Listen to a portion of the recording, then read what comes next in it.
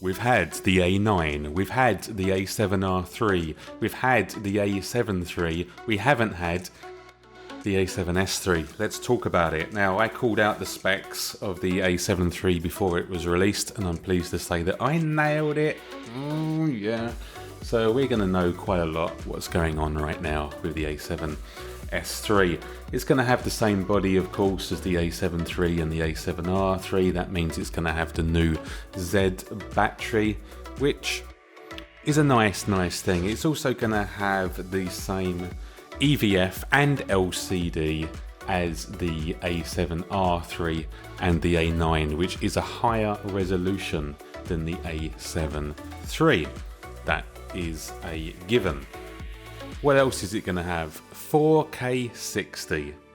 Absolutely, it's simply got to be there. It has to have it.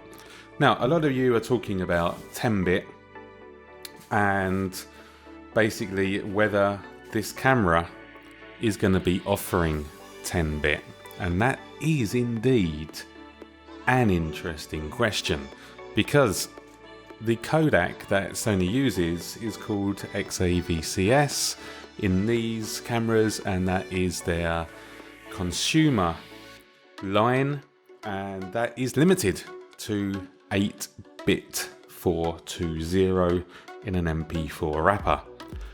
That means if they are going to introduce 10-bit into this camera, they are going to have to make a significant change. I'd imagine that they would go XAVCL, although maybe they may introduce something completely different if it was indeed to go 10-bit. But XAVCL seems a logical choice. That one is in question, but 4K 60 is definitely a given. It would probably be in the same vein of the A7 III, more than the A7R3, with the similar amount of autofocus points. There is one thing about this A7S III that I am starting to see glimmers of. Now, I'm going to put it out there. It's unlikely, but if it does happen, just remember, you heard it here first. And that is one spec that all you guys are forgetting. I read the forums, 4K 60. Ding! Okay, fair enough, understand it. 10-bit. Ding! Yep, GH5 has it. Why not? But there is one thing that they could do that would make this little beauty stand out from the crowd. Make this little beauty give you what the GH5 doesn't. And what is that? I hear you all asking. Well, hear me out now. Stay calm. Don't throw things at the screen. But what about built-in ND? Ooh. Now you're thinking, right? Built-in ND. Game changer. Is it too much? Would that really cannibalize the FS5 and the FS7? Can you imagine? 4K 60 10-bit with built-in ND. Let's look at a few of the little finer details. Full size HDMI would be nice.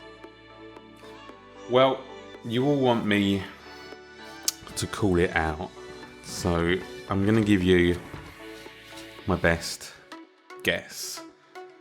So, obviously, same body as the R3, same viewfinder and LCD as the R3, same battery. I'm thinking similar sensor and autofocus points to the 7 III.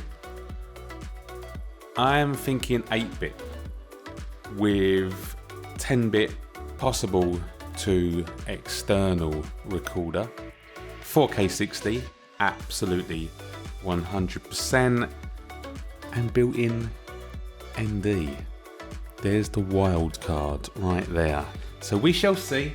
Leave me a comment down below if you think that those specs are something that you'd be interested in, especially that built-in ND. What do you think? Am I on the right track there, or am I absolutely way off? And changing the codec to XAVCL, would they? Same as the FS5, would they do it? This, for me, is the most interesting release that they are going to do. The R, we kind of knew what was coming. The 7.3, oh yeah, I mean, God Lord, they certainly put it all into town, but we still knew what was coming. Whereas the S3, I'm just not so sure. As usual guys, it's been emotional.